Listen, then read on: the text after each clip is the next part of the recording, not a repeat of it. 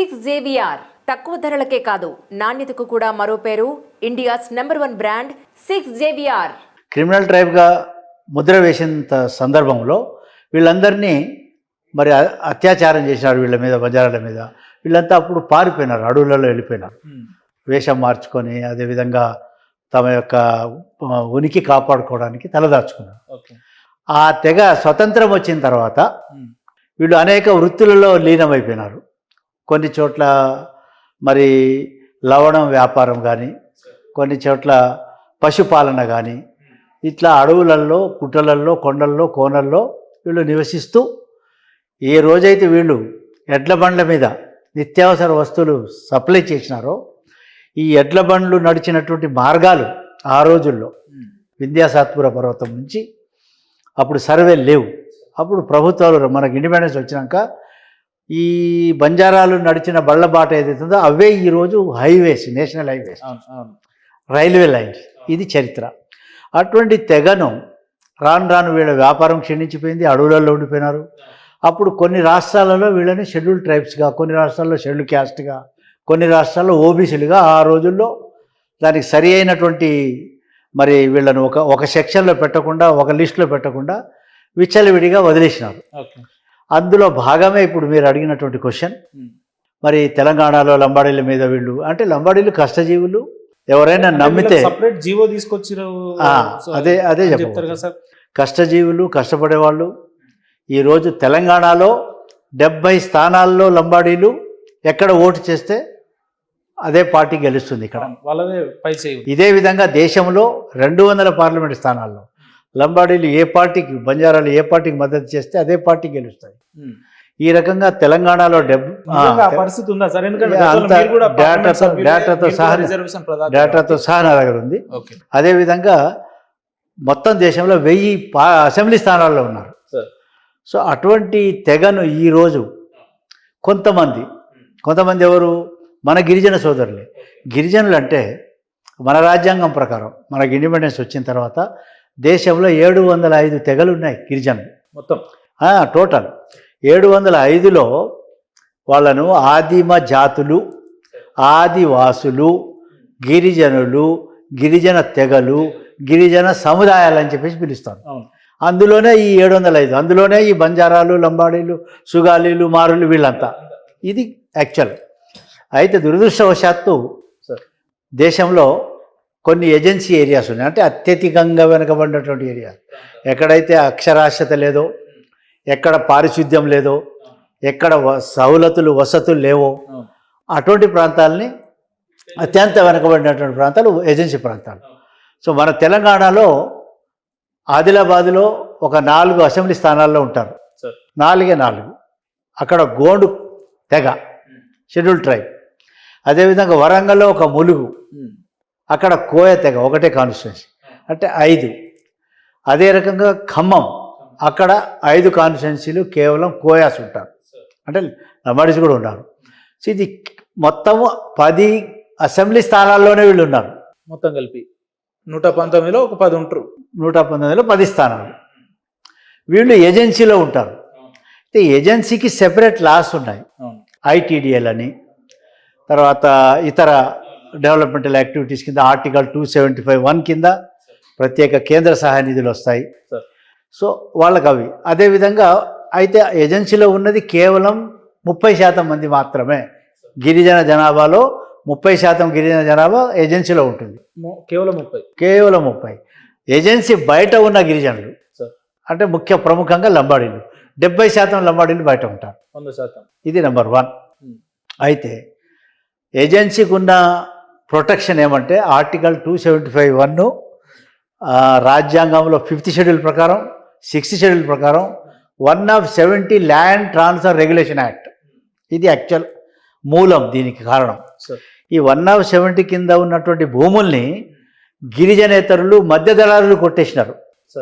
ఎక్కడ, right from Adilabad మొదల నుంచి పెట్టుకుంటే శ్రీకాకుళం వరకు ఆ బెల్ట్ అంతా 1000 ఎకరాల భూమి, అది బంగారం పండే భూమి, అది గిరిజనుల భూమి. దాన్ని గిరిజనేతలు 1/70 యాక్టును కాలరాసి కబ్జా పెట్టినారు. నెంబర్ 1. నెంబర్ 2, ఏజెన్సీ ప్రాంతాల్లో లభించే ఖనిజాలు, కలప, ఈ కలప ఖనిజాలు దొంగలించే కాంట్రాక్టర్లు గిరిజనేతరులు, తర్వాత పెద్ద పెద్ద పోస్టులో ఉండే బోగస్ గిరిజన ట్రైబల్స్, వీళ్ళు ఈ గోండు కోయల్ని ముందు పెట్టి లంబాడీల మీద దుష్ప్రచారం, విషప్రచారం. ఎందుకు లంబాడీల మీద? లంబాడీలేమో అడుగుతారు వచ్చే అంటే గోండు కోయలు అమాయకులు, మంచివాళ్ళు, వాళ్ళు దేవుళ్ళు లాంటి వాళ్ళు. అయితే వాళ్ళని ఎగదోసి మీ హక్కులు లంబాడోళ్ళు కొట్టేస్తున్నారు అని ఈ లంబాడీ కోయ గోండ్ల మధ్య పంచాయతీ పెడితే వాళ్ళ అసలు సమస్య దారి మళ్ళుతుంది. ఏది 170 ల్యాండ్స్, ఖనిజాల తస్కరణ, బోగస్ ట్రైబల్స్ యొక్క ఇష్టారాజ్యంగా కాంట్రాక్టర్స్, మనీ లెండర్స్. ఈ అంశంలో ఇంత పెద్ద కుట్ర ఉందా సార్? ఇది ఇది ఇది ఈ కుట్ర వెనుక దాగింది. దాన్ని ఇప్పుడు నేను బయట పెట్టబోతున్నా. అందుకనే ఖబర్దార్, ఎవడ్రా ఈ యొక్క లంబాడీలను షెడ్యూల్ ట్రైబ్స్గా తీసేసాయని చెప్పే ధైర్యం ఎవడుకుందని నేను క్వశ్చన్ చేస్తున్నా. ఏ రోజైతే కాంగ్రెస్ పార్టీ ఇందిరాగాంధీ గారి నాయకత్వంలో ఆ రోజుల్లో ఈ అన్యాయం ఆంధ్రప్రదేశ్లో, ఆంధ్రలో షెడ్యూల్ ట్రైబు, తెలంగాణలో షెడ్యూల్ ట్రైబ్ కాదు, ఒరిస్సాలో షెడ్యూల్ ట్రైబు, మరి బీహార్లో షెడ్యూల్ ట్రైబు, జార్ఖండ్లో షెడ్యూల్ ట్రైబు, వెస్ట్ బెంగాల్లో షెడ్యూల్ ట్రైబ్గా ఉన్నటువంటి జాతి బంజారా లంబాడీ జాతి. అదే రకంగా కర్ణాటకలో షెడ్యూల్ క్యాస్టు, హిమాచల్ ప్రదేశ్లో షెడ్యూల్ క్యాస్టు, ఢిల్లీలో షెడ్యూల్ క్యాస్టు. ఇట్లా 10 స్టేట్లలో ఇది ఎస్సీ ఎస్టీలుగా ఉంది. 1956లోనే ఉంది ఇది. తెలంగాణలో ఎందుకు ఉండిపోయిందంటే ఆ రోజుల్లో మద్రాసు రాష్ట్రంలో, మద్రాస్ ప్రెసిడెన్సీలో షెడ్యూల్ ట్రైబ్స్కి ఉన్నారు.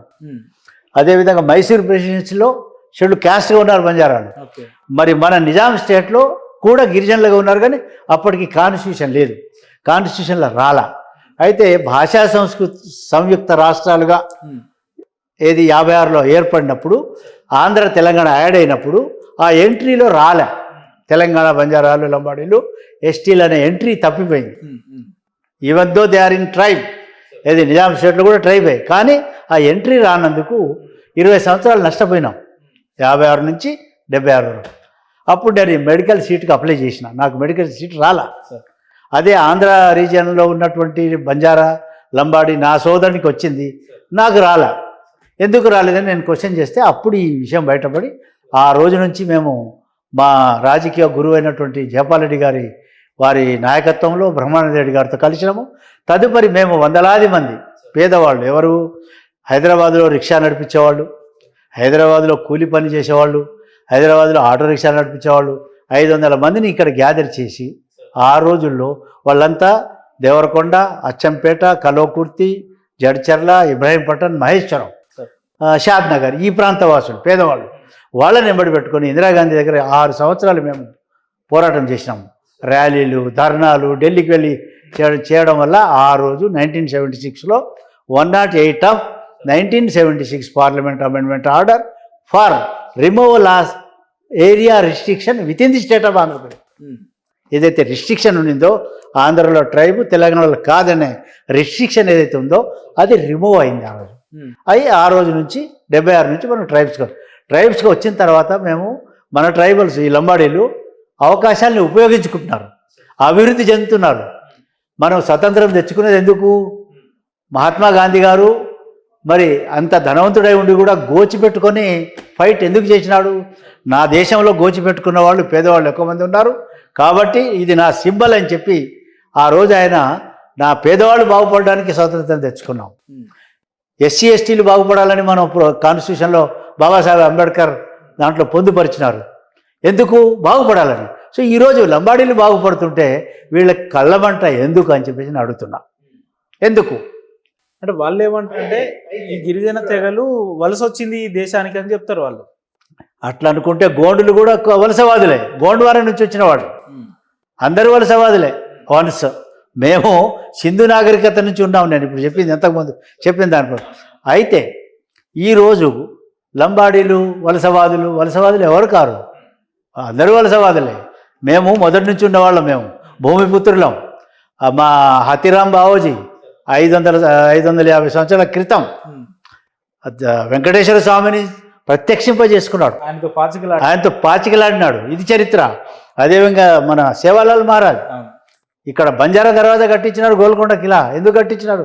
నిజాం సేవాలాల్ మహారాజ్ యొక్క మహిమలకు తలొగ్గి, ఆయన మహత్యాన్ని తలొగ్గి ఆయన కూడా మరి దేవతను ప్రత్యక్షింపజేసుకున్నాడు దుర్గామాతని. ఓకే. అటువంటి శక్తివంతుడైనటువంటి సేవాలాల్ మహారాజ్, ఈరోజు సేవాలాల్ మహారాజ్ పేరుతో సేవాదాస్ డిస్టిక్ కూడా ఉంది.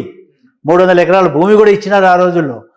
సో ఆ విధంగా ఉన్నటువంటి జాతిని కావాలని చెప్పేసి కొంతమంది వాళ్ళ యొక్క దుర్మార్గం ఏది 170 ల్యాండ్స్ కొట్టేయడానికి, తర్వాత గోండు కోయల్ని ఎక్స్ప్లాయిట్ చేయడానికి, కేవలం 10 కాన్స్టిట్యున్సీలో ఉన్న వాళ్ళని పట్టుకొని 90 కాన్స్టిట్యున్సీలో ఉన్న లంబాడీల మీద ఈ విధంగా వాళ్ళు కుట్ర చేయడం ఇది సహించరానిది అని చెప్పి మేము తెలియజేస్తున్నాం. దీన్ని అంటే మీరు అన్నట్టు 2-3 వ్యక్తులు సార్, వాళ్ళు ఏ పార్టీలో ఉన్నా కూడా, ఇప్పుడు స్వయం బాబురావు లాంటి వాళ్ళు కావచ్చు, వెంకట్రావు లాంటి వాళ్ళు కావచ్చు, ఏ పార్టీలో ఉన్నా వాళ్ళ ఎజెండా ఒకటే. గతంలో తుడుందేగ పన్ను పెట్టిరు, లేదంటే ఇప్పుడు మళ్ళా కొత్త స్టోరీ పెడుతున్నారు.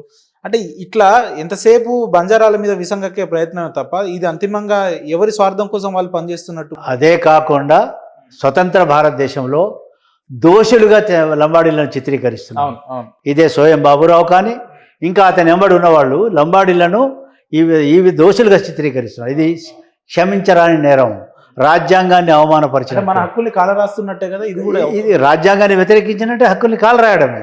కాబట్టి ఇదే స్వయం బాబురావు కానీ తెల్ల వెంకట్రావు కానీ వీళ్ళని ఒకటే రిక్వెస్ట్ చేస్తున్నా, మీరు నిజంగా ట్రైబల్ హితవాసులైతే, మీరు ట్రైబ్స్కి ఉన్నప్పుడు ఎంత ఉండింది ఇక్కడ జనాభా? కేవలం 2.5% మాత్రమే ట్రైబల్స్. మేము 76లో షెడ్యూల్ ట్రైబ్ అయిన తర్వాత 6.5% పెరిగింది. తదుపరి సోనియా గాంధీ దయతలిచి తెలంగాణ ఇచ్చిన తర్వాత 10% వచ్చినాము. అది బికాజ్ ఆఫ్ లంబాడీస్ మాత్రమే. ఆ రోజుల్లో మీరు 2% ప్రకారం మీరు 2 ఎమ్మెల్యేలు కావాలా, కానీ మీరు ఎంతమంది ఉన్నారు? 7 ఎమ్మెల్యేలు ఉన్నారు. ఇప్పుడు కోయగోండులు లంబాడీలు 4-5 ఉన్నారు. అదేవిధంగా మీరు మీ జనాభా మీద మీరు ఎంపీ కాలేరు. ఇప్పుడు 2 ఎంపీలు అయినారంటే అది కేవలం లంబాడీల జనాభా పెరగడం వల్లనే. ఇది ఎట్లా?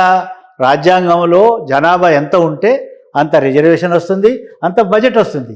ఇందులో ఎవరి హక్కు ఎవరు తినజాలరు. ఒకవేళ లంబాడీలే కనుక ఎక్కువ హక్కులు ఉపయోగించుంటే మాకు రావాల్సిన 10% రిజర్వేషన్ ఏదైతే ఉందో అందులో 4% ఇంప్లిమెంట్ అయ్యింది, ఇంకా 6% ఉంది. మరి లంబాడీలే ఉపయోగించుంటే మరి 10% పూర్తి ఎందుకు అలా? అంటే గోండు కోయల్ని ఇట్లా అంటే బంజారాల మీద ఇట్లా చేపించడం వల్ల వాళ్ళు రాజకీయంగా మనుగడ పొందడం కోసమేనా సార్? వాళ్ళు అర్థం చేసుకోవడం లేదు. వాళ్ళు లంబాడీల మీద కక్షతో వాళ్ళ అసలు సమస్యలు డైవర్ట్ అయిపోయినాయి.